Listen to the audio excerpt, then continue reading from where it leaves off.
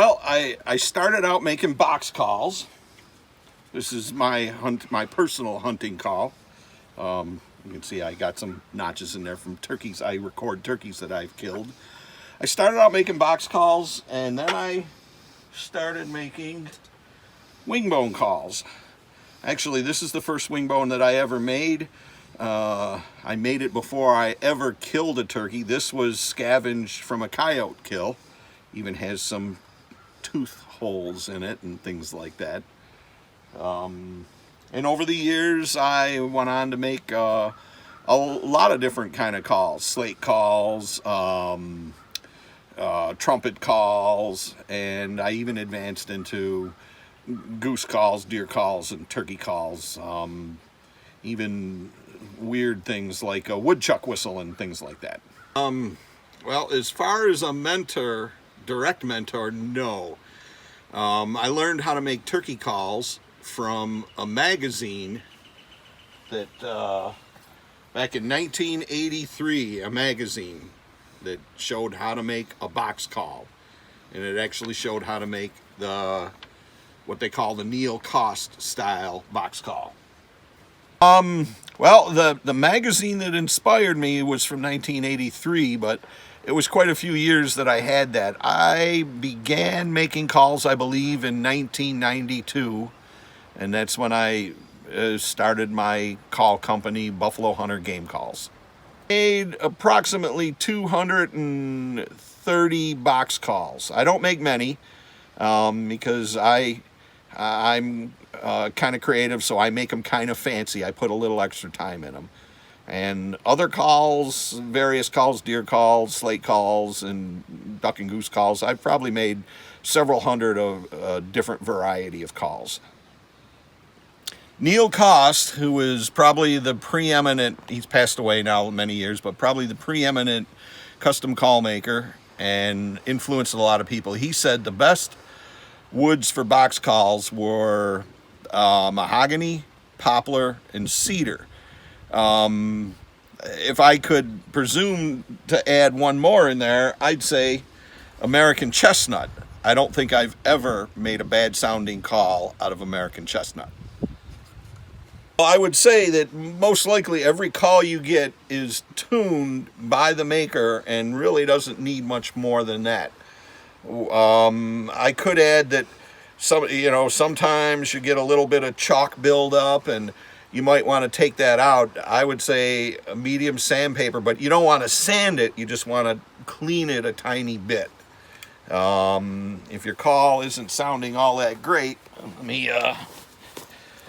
I just happen to have this really nice Red Ranger Swiss Army knife here. And let's see, where is the...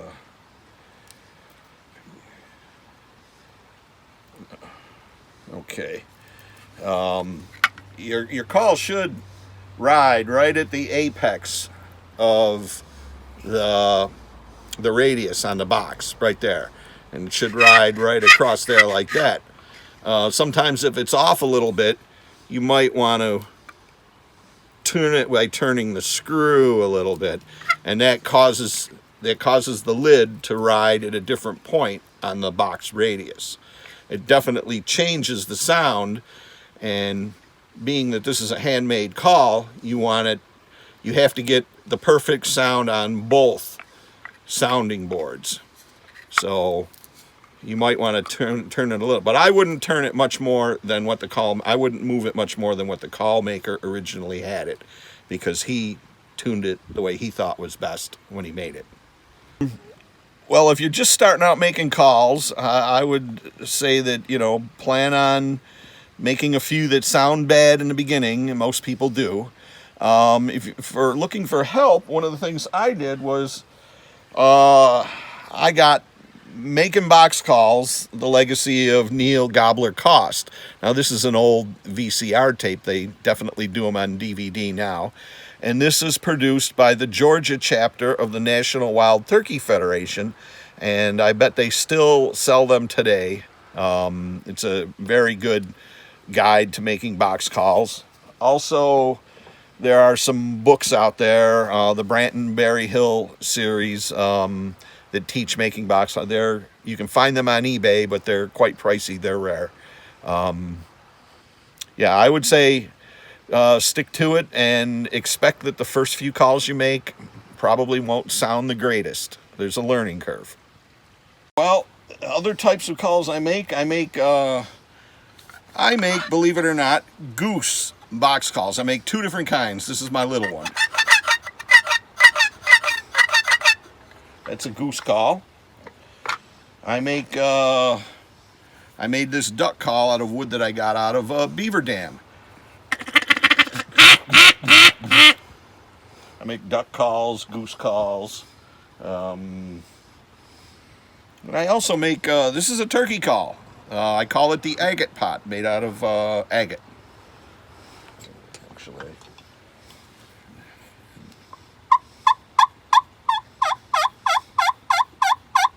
It's a soft call.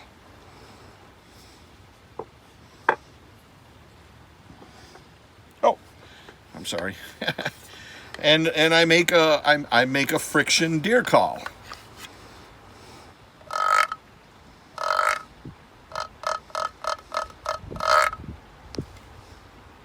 Oh, well, I think turkey hunting has changed. I think in the early days, back in the early 90s, they seemed to gobble a lot more. Now it seems like they'll gobble on the roost, but they're kind of quiet on the ground.